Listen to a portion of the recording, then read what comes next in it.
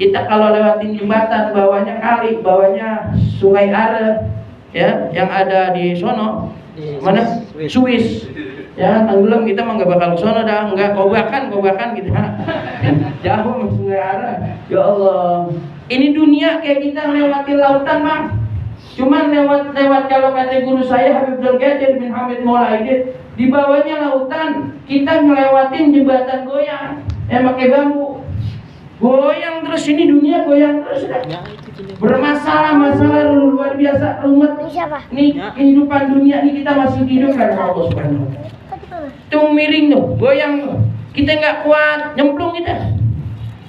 Kalau nggak kuat, makanya kita harus punya dua pegangan, kanan dan kiri, agar kita hidup selamat. Bagaimana?